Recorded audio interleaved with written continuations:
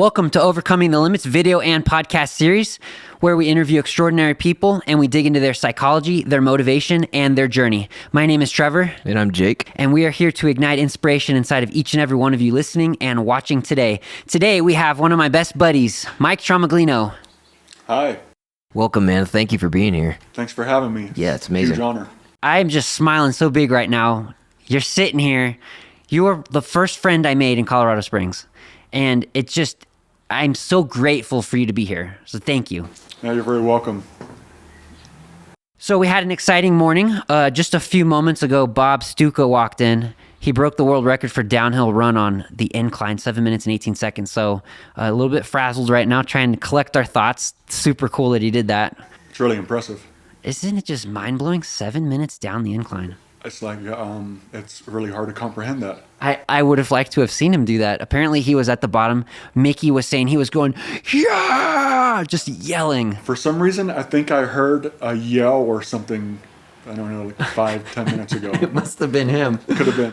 Let's talk about some of the cool things you've done. So I'll give a quick summary. You tell me if I miss anything, and then we'll start digging into some of the details. But you are also a record holder. You have hiked up this rock outcropping in the Front Range. It's called Sentinal Rock, and it requires a massive amount of off-trail bushwhacking to get to, and it's thousands of foot elevation gain. So imagine the incline, but off-trail through the woods with no trail, and it's just up scree. You have done this a world record amount of times, 70 times. So that's one of your amazing feats. You also do some pretty amazing things from a personality perspective, a social perspective. You hold a lot of group events, and I really respect that because you invest a lot of your time into others. Yeah. So I really admire that about you. And you are an amazing photographer and videographer. Thank you. And you do great drone work. So that's probably the top three things I would want to mention about you. Did that hit the mark, you think? It sure did. Yeah. Yeah? Yep. All right. 1 second. So what I would like to kind of revisit is how we met. I think that's a pretty good memory. Do you remember it? I do. I think, yeah. I think you were still living in Texas at the time. And I think we were a part of a group together. And I would see the posts that you would make, you would see mine, and through the different comments that we would support each other on, we got to know each other. And then I learned you were going to move to Colorado. And once you did, I think our first hike was, in fact, Sentinel Rock. I think it was number 37 or 38, perhaps. And that was your record attempt, right? Your record climb? Correct, where you broke the previous record? Yeah, 36 was the record at the time. By a person by the name of George Fitzgerald Kuntz, who had hiked up to Specimen and Sentinel Rock a combined 36 times in 1885. Oh, wow, 1885. Yeah. I didn't realize the record was so old. Yeah. That's a long living record. What was his reason for going up there? Was he looking for, because there's a lot of rocks and mining up there. Was he doing that? Yes, there most certainly is. In fact, I think Specimen Rock was named after the really cool specimens that have been found over the years. And I actually got to meet his family who lives in New York. His daughter had passed away, but his great grandchildren are still alive, and I got to meet them in New York. And I found out that he never decided to go up there to break or beat a record. It was just his passion for finding really cool stones. And so we've even found a few you've found some very impressive stuff. You and Peter have found some beautiful rocks. Yeah. What's your favorite one you found so far up there? I think the green Amazonite is a cool find. Isn't that cool? Yeah, I'm not even sure what that is. Green Amazonite? It's like a piece of jewelry type of rock. Oh, exactly. Nice. I think it's used for decorative necklaces or bracelets. That's really earrings. cool. So yeah, Yeah. Yeah, it's just fascinating to be able to spot that too, because you're going up. It's the side of a mountain. It's called scree, where it's a bunch of little tiny rocks, like a bunch of gravel, and I mean, kind of just sort through and pick through, and every now and then, if you have a good eye, you're like, oh wow, look at this smoky quartz. Or, I mean, I've heard you and Peter both go whoa, and you pick up this beautiful thing.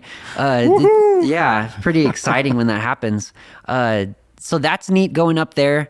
I can only imagine in 1885, the city was much smaller. It was so much more remote getting back there. He probably just loved the freedom of being in the woods, doing his passion, and just the view too is amazing, isn't it? Yes, it is. It is. You're so isolated and so alone that you could actually hear your thoughts. You know, It's a neat concept, isn't it? it is. You know, in the city, you kind of have to think out loud. But when you're up in the mountains, it's like your thoughts come to you, and you could actually just hear them out loud. And yeah, it's where you could really, have some peace and find yourself. Absolutely. Yeah. So back to when we first met. So you took me up Sentinel Rock. I think I even had my GoPro with me because I was probably making a trail video. You were, yeah. Yeah, and we got to the top, and I'm looking at this big rock outcrop, and I was like, we're going to climb that, right? And you're like, well, I have done it before, but I usually don't. I'm like, come on, Mike, let's do it. Let's do it. So I think after probably a couple dozen completions that you had done, this was the first time you had climbed back to the top. Is that right? Correct. Yep. Yep. So it's basically free solo rock climbing. We're just scrambling up. It's probably 100 feet up, would you say? Is I that a would little too say high? probably 75 feet. 75 feet. So we're just scrambling up, and there's big holds, but there's one move in particular that just makes you pause. Do you want to talk through what it feels like to do that one move when you're about halfway up? Yeah. So there's this, like this really, a rock that kind of is out of the main face. And as you're climbing up, you kind of have to put all your weight on this one little rock, and it's like you're suspended in time. You're very exposed, and when you finally, it's almost like a leap of faith rock where you kind of have to take your feet, and as you're pulling yourself up this rock, your feet are just suspended in air, and it's like you're just suspended in like that one moment, and you're not thinking about your problems, you're not thinking about your job, not thinking about any kind of issues, those details and all those stresses. things just kind of pause, and you're just like in that one fraction of a moment where this is great. It's scary at the same time. Yeah. Like your heart is pumping, the adrenaline is moving, and once you get past that, it's a breeze, to get to the top. Yeah, it's just this like there's just void behind you, just open space. And while you've only climbed up about 50 feet, there's a lot more than a 50-foot drop because you're on a slope. So you actually start on one end and climb 50 feet up, but you're actually, I mean, it looks like you're hundreds of feet up when you get to that point because you can It see does. the whole valley and everything. And it's just, I've just kind of sat there many times. There was that one time I saved your drone. I forgot about that. He crashed his drone, and That's right. and the sun was Oh, going to go really? down, and it was like, okay, I'm going to do this. I got 2 hours, and I ran up there as fast as I could, and I actually found this drone. He gave me GPS coordinates, and I just tracked down that spot, and I climbed all the way to the top, and I had to like go down a few shelves, and it was just on the edge of this massive like 500-foot cliff, and I was like, and I barely grabbed it. And I actually found it though, because there's a big snowstorm the next day too, wasn't there? There was the whole time that he was going up, we kind of had contact with each other, and Yeah. he was kind of showing me where he was at, and I was seeing where he was on the map. And I just want to say also, Trevor, that I think you made it up there in 1 hour and 40 minutes. You remember? Okay, 1 hour and 40. Yeah. It was really hard. I just trail running pretty quick. Yeah. But yeah, it was like a real life treasure hunt. It was so much fun. That sounds Because he cool. had the last couple seconds of footage. So it was just like, you see it crashing. And then I'm like, okay, there's those rocks. I see the surfaces that last were seen. So what I could orient which direction it crashed. And then when I walk up to Sentinel Rock at the very top, the coordinates say, oh, it's 10 more feet this way. And then I look up and it's a 100-foot cliff. And I'm like, okay, well, I can't go that way. So I had to go all the way around and up. And I eventually, I found it. And it only had like a broken wing on it, like a $10 broken plastic wing. And Yeah, I was really excited. I think you sent me a text picture, and it was you just holding it up and saying, "Hey, I found your drone." I was just really, really happy, and I was like, "What a friend this is!" Right? Just to Yeah. drop everything and just head up Sentinel Rock in an hour and 40 minutes, and just happened to find this drone that I crashed right before, some bad. The next day, so yeah, it would have completely been ruined because it would have been covered in a foot of snow. Absolutely. I felt like it was my duty. Like I felt like if anybody can do it, they should do it. And I found myself thinking, I know I can do it, Yeah. so I should do it. So I talked to Holly, and she said, "Okay, go for it." And I was able to go get it. That's a Amazing. fun memory. I like that memory. That is, I'm like trying to relive that moment, and I can feel some of the excitement and the anticipation, like the nervousness and just the huge honor of you just being a good friend, just to drop everything. Yeah, that was. Yeah, that I'm happy to. I'm glad that I was able to help. So we've been talking a lot about Sentinel Rock. Some people listening might think, why did you do the same climb that takes, how long does it take? 8 hours, 6 hours? It takes a long time. Yeah, it takes about 8 hours, I think, if I were to do it alone. Okay. And sometimes you have groups of people with you. Actually, most times you do, probably more than not. And when you have people with you, sometimes they get injured. Sometimes they're slower than you would like. And it takes even longer than 8 hours. What's the longest time it has taken you round trip? 14. 14 hours. Yeah. That's almost a sun up, sundown type of day. Like Yeah. you start in the dark and you end in the dark. Correct, yeah. Okay. So it takes all day long. Why Sentinel Rock 70 times? How come you've done that? Yeah, so when I first moved to Colorado Springs in 1999, my first job was at the Office Depot on 8th Street. And you could really see those two rocks, stand out from the parking lot. And my mother at the time, when she was still alive, she would come and have my lunch breaks with me. And I would always just mention this rock that I had never been to her and said, one day I'm going to make it up there. And she had turned to me and said, I know you will, son. The sad part about it is she passed away before I could even do it one time. And so she lived to be a certain amount of years old. So in her honor, I wanted to hike up there in honor of the amount of years that she was alive. And so she died in 2011. I don't think I started until 2015 or 16. So every time I was going up there, I thought of her and thought of the conversations that we had. And my mother and I, we really became close before her death. So it was just a good way, to honor her and to think about her. Yeah, I love that. That's amazing. So you were pretty close to your mom, especially in the later years? Yeah, especially the later years. We had fixed a lot of problems that we had, especially growing up. So, yeah, we traveled a lot as well. We traveled all around the country before making Colorado home.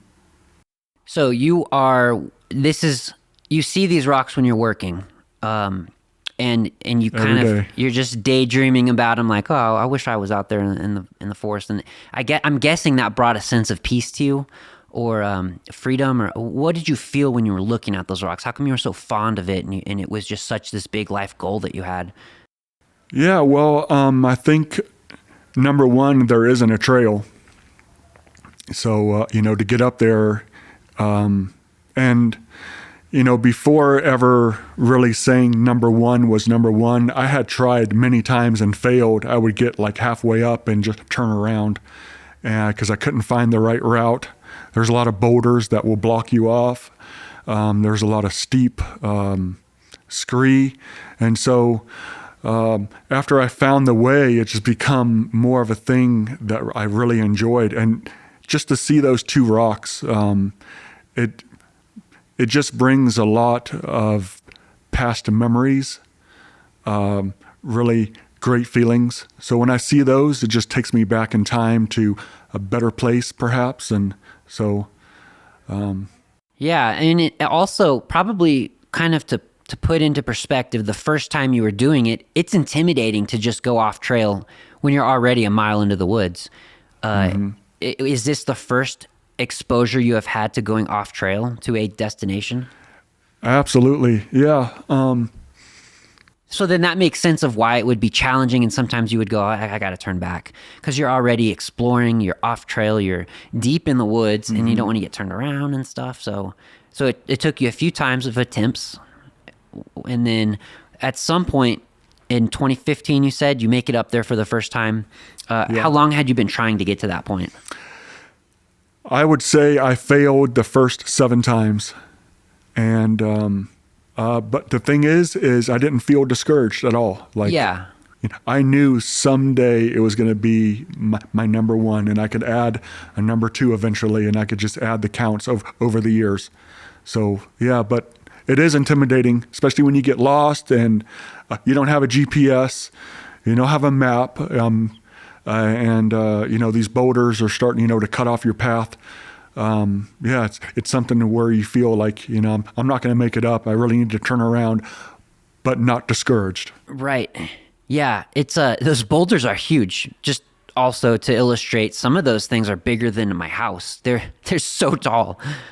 Just going to say that they are really, really humongous millstones, you know, and you should wonder how in the world they ever got there. Yeah. So the first time you made it up was after your mother passed away? Yeah. Okay. Yeah, sure. After, yep. Yeah. Did you find that you had more motivation, or that things fell together for you to get up the mountain, you know, after she'd passed? Like you were saying, you wanted to honor her. Did you feel like you had more motivation to do it at that point? Yeah. My number one was a very emotional time. I think I fell to my knees and I started crying. And I think I put my hands up in the air and just yelled out her name. And it felt really, really good. Yeah. But also sad that she wasn't there, you know, to see me do it. And I should have did it years ago, you know, when we first started talking about it. But, I guess I was just busy at the time, or it just wasn't like, you know, something I thought I could do. But somehow it's like, you know, that I lost my father about 3 years ago, so I understand the loss part of this. But it almost feels like, you know, that they know that you completed the thing that you said you would complete. Did you get that feeling? I did, you know, I did feel like in a way she was looking down on me, or she was there like in spirit perhaps, you know, Right. and saying, hey, you know, remember all those times that we had discussed this? Yeah. It's here. Yeah. It's arrived, and you did it. So, Yeah, I can relate, because I'm a musician, and I used to, you know, just do covers with people and write with people, and my dad kind of has an innate ability as well to like sing, and he wasn't musical. He didn't play drums or anything, or guitar or anything like that, but he could sing on key, he could hold a key and hold a tune. And I wanted to have him over to record something one time, and I was about to leave for Scotland to do my master's degree over there. And it's just crazy. We recorded the song, and I got his vocal, and I was like, I'm going to work on this before, you know, it was a priority for me. But then I sort of lost sight of it, and it turned out that while I was over in Scotland, my dad passed away before I could finish that thing. So it was very similar to what happened to you. But then when I did finish it, I got this sense of accomplishment. I felt like he was proud. It's a strange concept. My dad was the first person that I lost in my life, you know, so I don't know, was that similar for you? Yeah. She was really the first person in my immediate family who passed away. Yeah, exactly the same for me. So the experience was jarring. but it's unique. I mean, it definitely pushes you to. I mean, that's why I asked if it motivated you to finish it, because I remember thinking the same thing as you. I just wish that I would have done this. Yeah. God, 3 weeks ago, whatever, you know, Exactly. right before, and then so I mean, I can relate to that. Yeah. So, can you help us understand a little bit more about the dynamic you had with your relationship, some of the past? Because you're talking about how as you go up Sentinel Rock, it reminds you a lot of her, and it brings you a lot of comfort and contentment and peace. And those are some pretty powerful emotions that a lot of people chase, and maybe they're so close to having those, they don't realize it. Sometimes you find that in the people that you love that are around you, and you don't realize that you're so close to those until they're gone. I would like to know just a little bit more about how your relationship was with her, your history. What is it about her that brings you so much? It seems like you loved her a great deal. Is that a fair statement? Yeah, it sure is. Yeah. Okay, so can you tell us a little bit more about that relationship and that journey that you had? Yeah. So I have a twin brother, a mirror image twin brother. His name is Brandon. And when we were born in 77, my mother, she wasn't, I don't think she was ready to have children. And, it was just, it just happens, and so she put us in foster care in the state of California. And so we really grew up without our mother. But we could tell, that she was really trying to be a great mom. And so our relationship wasn't really that great. I think me and my brother, we spent more time being confused about why we were separated than, we see other kids with their parents. We were just always confused. And when I became an adult and I was out of foster, care, and I was emancipated from the state of California, and I found her again, we just started, to reconnect and try to regain all that lost time that we had missed when I was a child. And it became so much more valuable to reconnect with somebody that you haven't spent a lot of time with, especially a mom or a dad. And so throughout the years, it just became something I cherished. And it's like we found each other again, and we were able to reconnect. And for me, it just meant a lot more. That's beautiful. Yeah, it really is that you were able to reconnect with her. How old were you when you were released to foster care? I want to say at the age of 3 or 4. 3 or 4. That's got to be really hard, because at 3 or 4, you don't exactly remember before that. So your first memories in life really develop around that age, the 3 to 5 year range. So you kind of just grow up in the situation where, like you said, you were just confused and didn't understand why you were here and other kids weren't.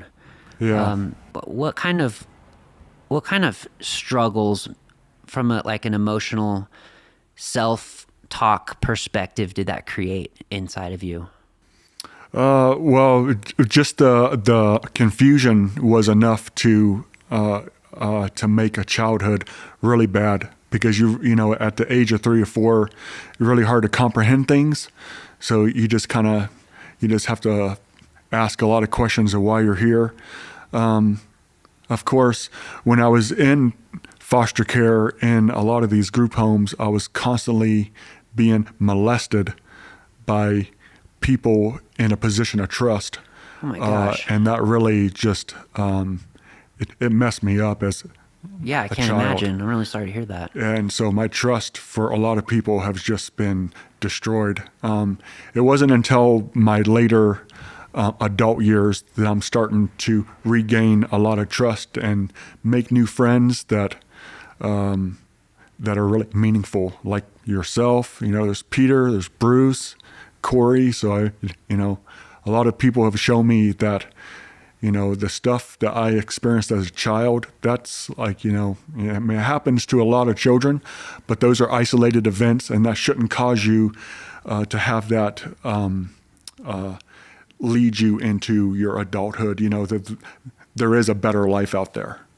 Yeah, those are some really heavy pieces of trauma that you went through. Mm-hmm. How did you process that at such a young age? I didn't. I would have nightmares. Yeah. It's one of the reasons why I have trouble sleeping today. And I don't think it's something that a child really processes. I think it's something that they remember, and they remember the trauma that was caused by it.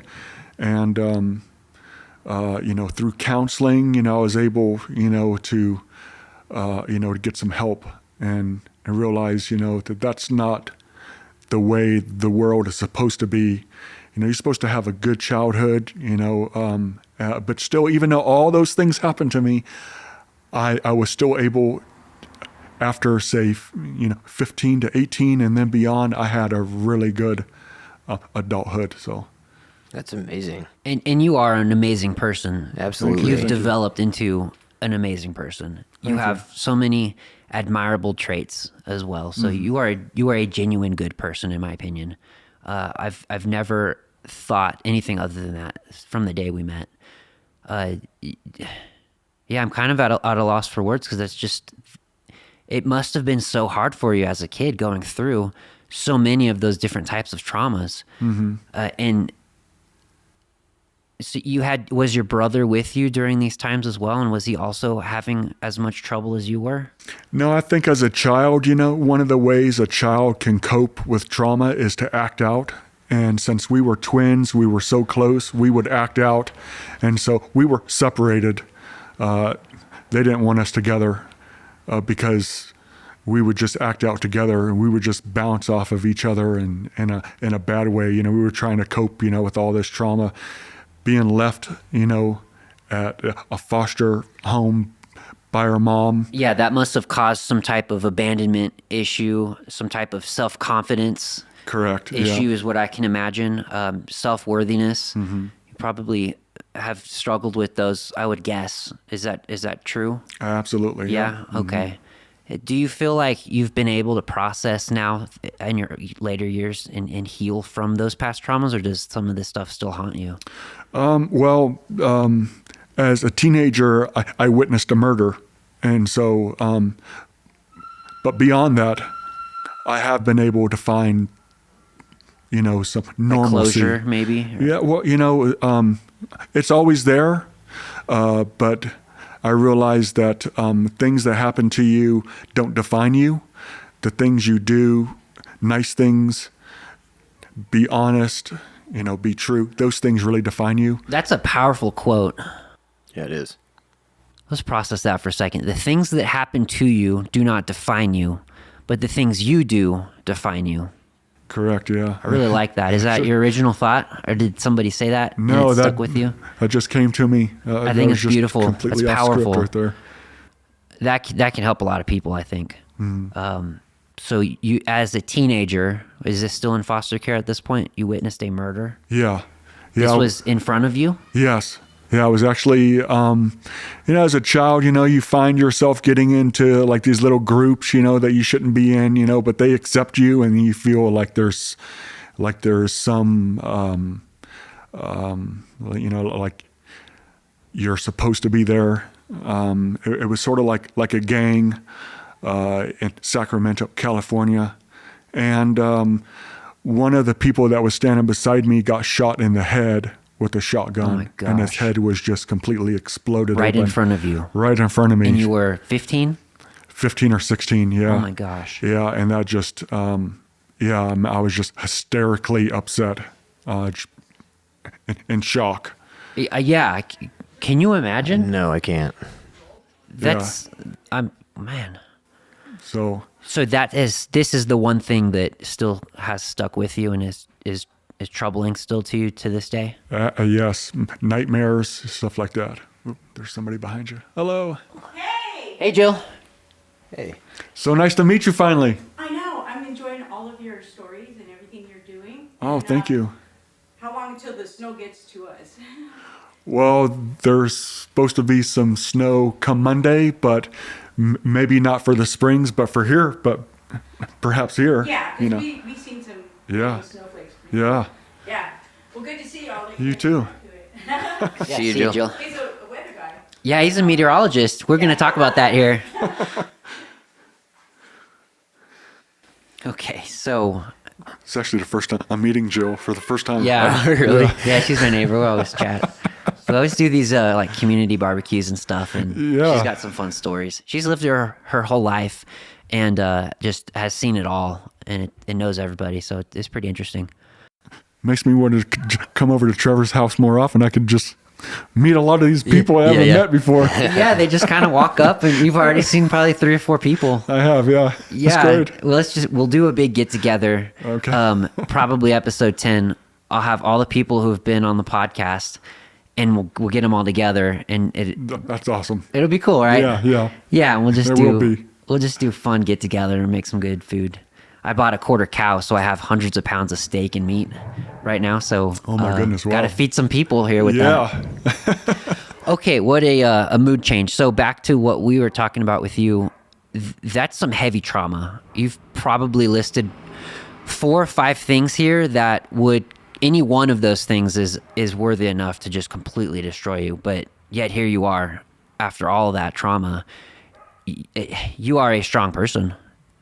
Yeah, I still have a lot of problems, but Don't we all? Yeah, we all do. we all, yeah, we do. The thing is, the difference though is we're talking about it, and a lot of people will hide behind this fake persona, Correct. and they'll never address their inner self, and they will consume a lot of external things to try to hide from themselves. Yes. Which is the opposite of what you do. I think that you look internal a lot, and I think that you're very honest and vulnerable right now to say all of these things. And do you feel like, have you talked about this in your past with other people, and did that help you heal? No, I really don't talk about it too much, but I knew I was going to be doing this interview, and I knew it would be the perfect opportunity to be vulnerable and, to let others know about, my story perhaps. So, Yeah. So after growing up and being exposed to all of those things, how did you find like the next step? Because sometimes people just say, I can't continue anymore. This is just too heavy, and they commit suicide or something, or they go heavily into drugs to the point of no return, or they do various things like that, and it's self-destructive. It doesn't seem like you are a self-destructive person. It's the opposite. I actually see you build everyone else up around you, and it's very inspiring. And I just want to know, how did you pivot your life? Because you were so predisposed to so many different events that could have destroyed you if you allowed it to. yeah. It really could have. And if you gave into it, you could have easily, you would have had all the reasons in the world to do that. But you didn't. And do you remember the moment when you decided to not allow those moments of trauma to control you and define you? Yeah, it was the day I accepted God into my life, and He would be the defining moment that would make who I am today, and I owe everything to God. He has become my strength. Wow. Can you talk about that a little bit, or describe that? Because there's definitely an intellectual understanding we have of religions and stuff and praying and all this stuff, but this is obviously a very experiential thing for you. The fact that God came into your life and changed it. Could we talk about that a little bit? Like, was there a moment in time where things seemed to change, or was it gradually over time that you felt His presence in your life more, or how did that work? Yeah, it was definitely over time. It wasn't instant or immediate. The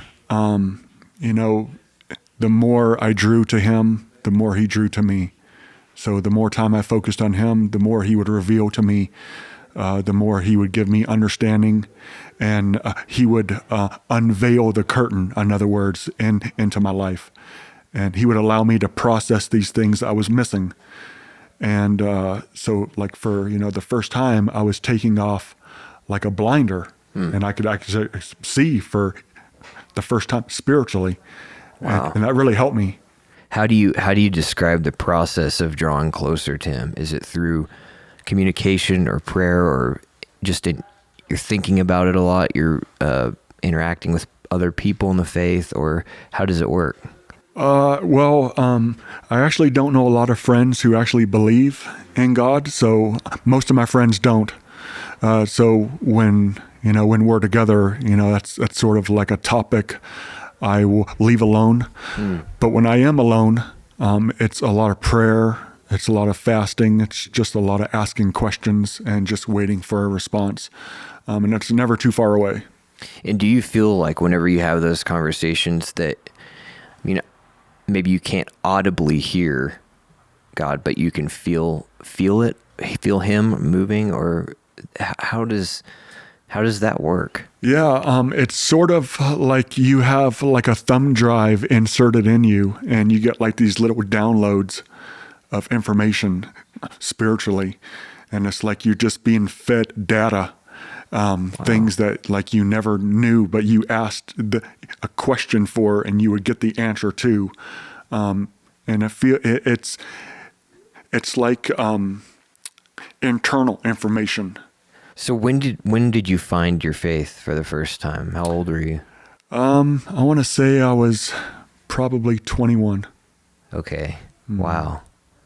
Yeah. So and was it a sort of formal declaration where you said, I'm just going to start believing this now? Or was there an impetus for it? I mean, there are obviously these traumas in the past that you're trying to deal with, but was there a specific moment where you said, I'm committing myself to believe in this? Yeah. So my mother, she got remarried when we were living in South Carolina, and she married this person, and he was very spiritual.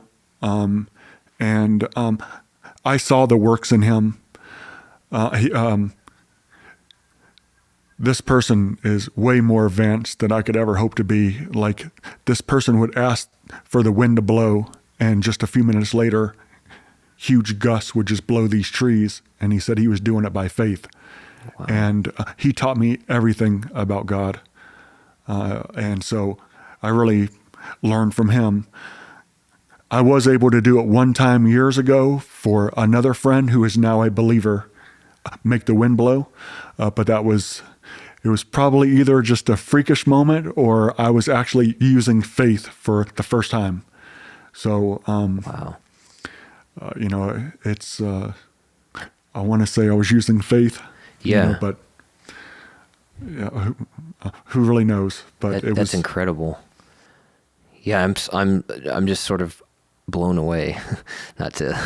No pun intended there, but I'd like to talk a little bit about your brother, because from what you've told me, this isn't just a normal twin situation. This is an atypical, pretty rare situation where you are twins, however, you're mirror image twins. Can you talk through what that means and how that's defined?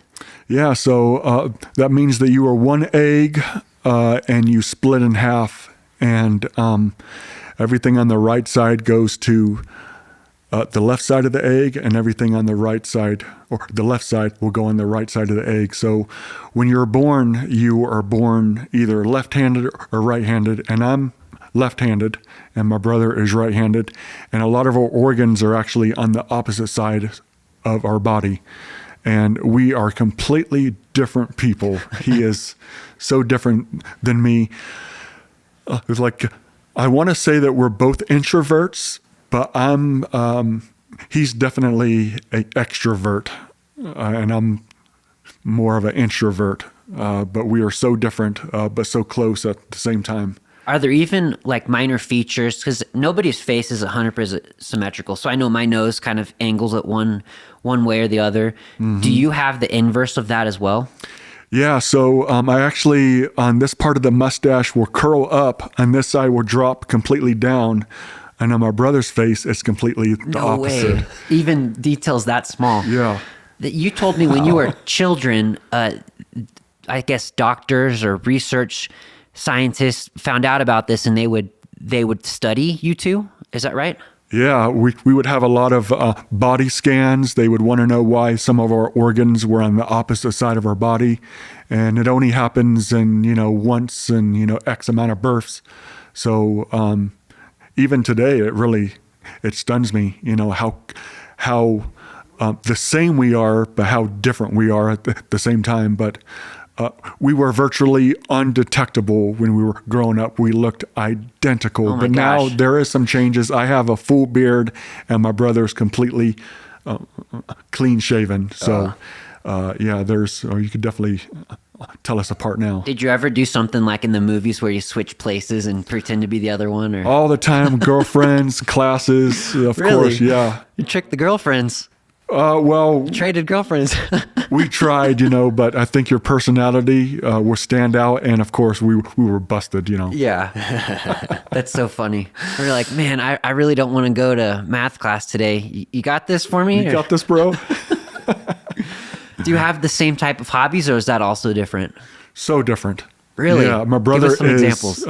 He is a painter, and he has painted some really great pieces. Extremely beautiful. I have seen them. It's Extremely. impressive how fast he's gained skills too. Yes, and I don't know anything about painting. I don't think I would have the patience or the know-how, and he is just a fantastic painter. I wish I had some pictures to show.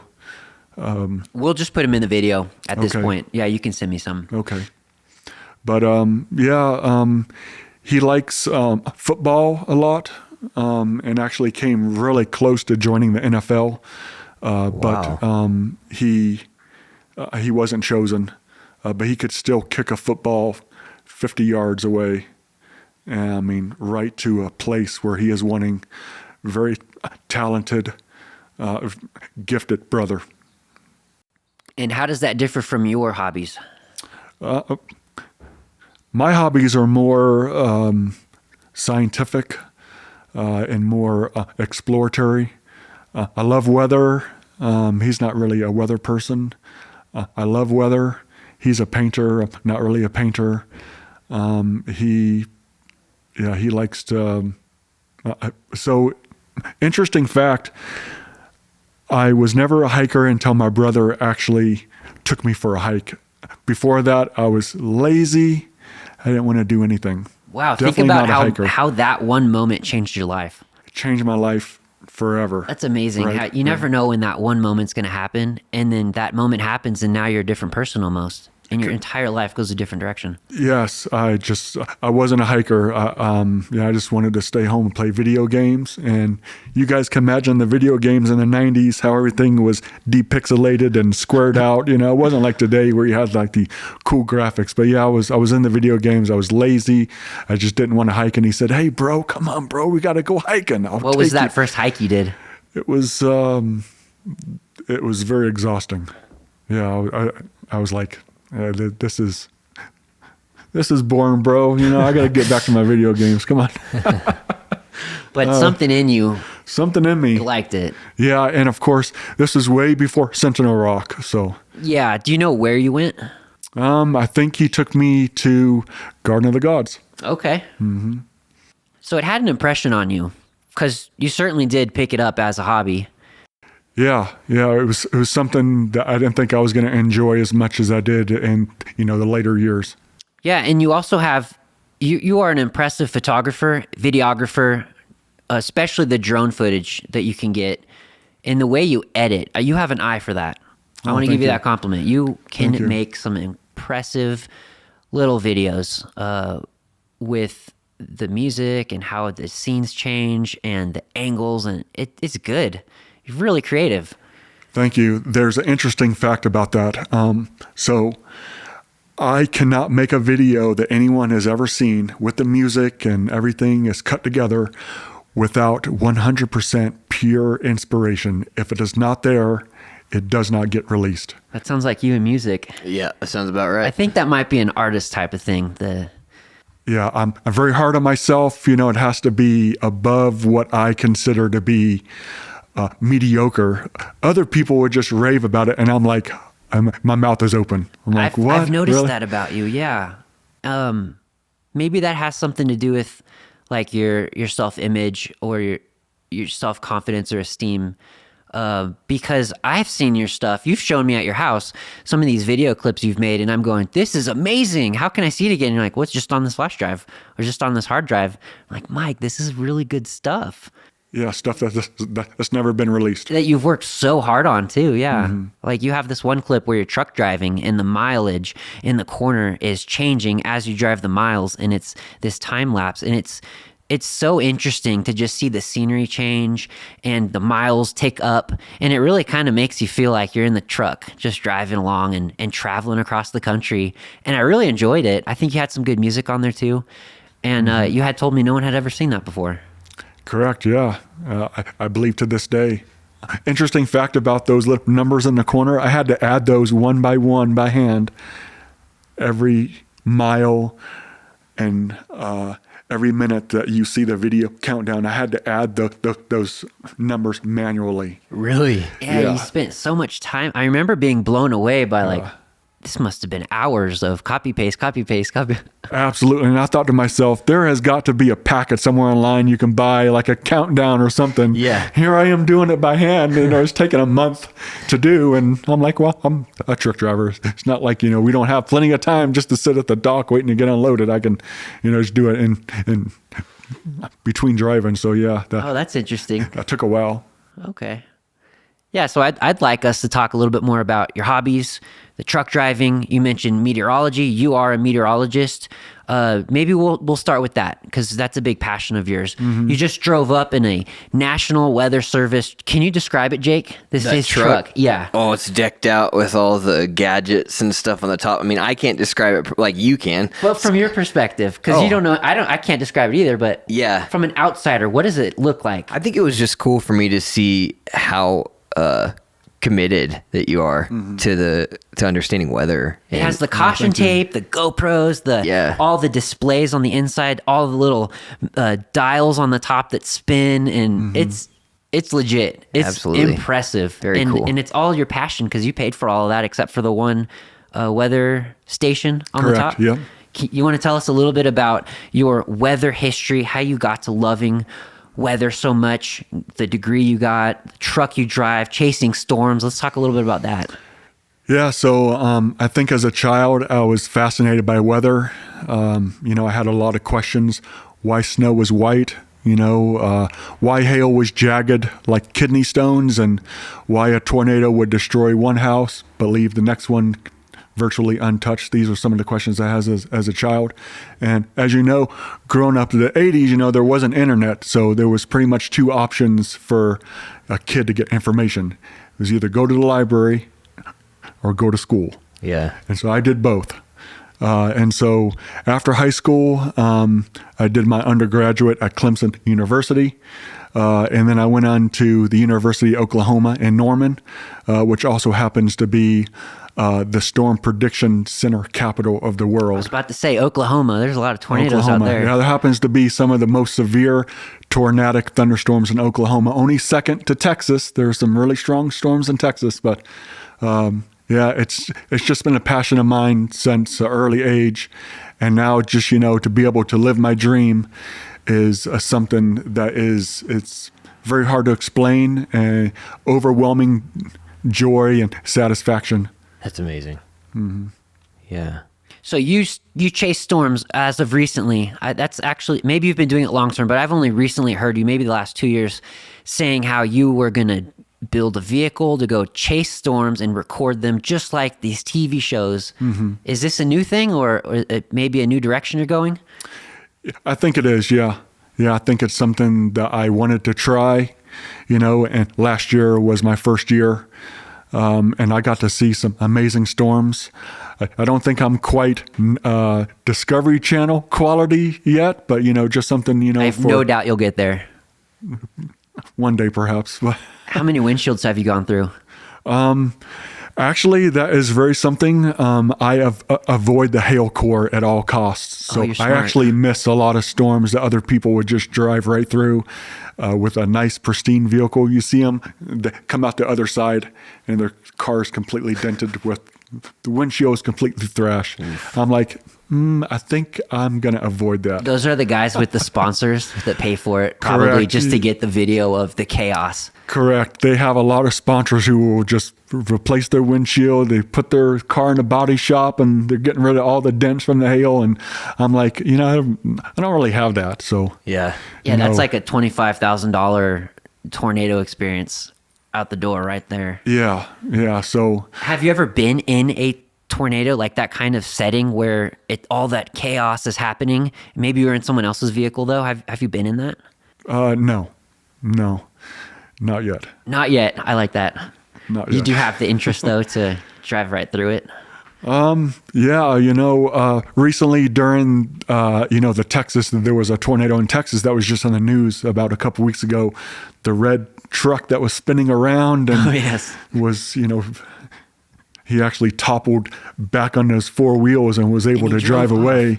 Really? What make of vehicle was that? Chevy? I believe it was a Chevy. And I heard that they paid him for that footage for the licensing, because what a better commercial than it A gets Chevy sucked up commercial, in a right? tornado and my it still goodness. can drive off, right? How Yeah. amazing. Yeah, the camera was actually so far away, it had to be zoomed in. You really couldn't see the damage. But there's some other videos online showing the vehicle up close, and it is absolutely destroyed. I mean, this person was just able just to drive away just a little bit before his truck died completely down the road. But he was able to capture that in the video, and just like you said, that's like a wonderful PR piece right there. Yeah.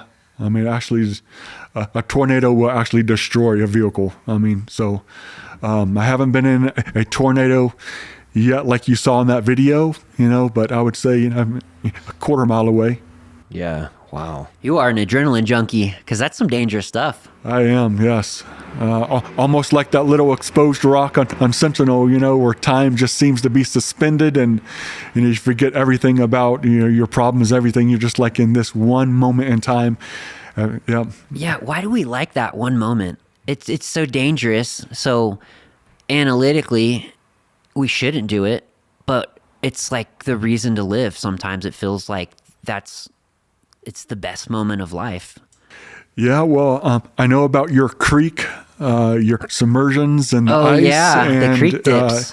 And your way just to be propelled into like a different dimension. I think that's why we crave adrenaline, and we crave, those moments where you're just suspended in time, where everything is quiet, but just your thoughts. You could just actually hear like your inner self just talking. Time slows down that much when adrenaline is pumping, 45 miles an hour through your body. And I think that's why we crave it. Yeah. I mean, that's really interesting. I guess all the future and the past are just shaved away. And then it's Correct. just, and the future is anxiety and the past is depression. Correct. Yeah. Yeah. So it's like that's just shaved away, and now you're just right in the moment. Great way to describe that. Yeah. I was about to say I have to get ready because I'm going to go to church. Well, thank you, Mike, for being here. You're a fascinating person. I'm you. sure everybody watching is going to be inspired by you. Thank you for being here. Thank you for being a great person and a great friend to me. Thank you both, Trevor and Jake. yeah, thanks for being here, man. It's Awesome. amazing. And I have a gift from you. I'm going to open this right after the video. It looks like a poster. It'll be up in the next video on the wall here. Thank you for the gift. Yeah, you're welcome, buddy. And thanks for your time. What a fun conversation. I learned a lot about you. Same. And thanks for being vulnerable Yeah. and helping share your story. You're welcome. Thank you, man. Fantastic. Thanks.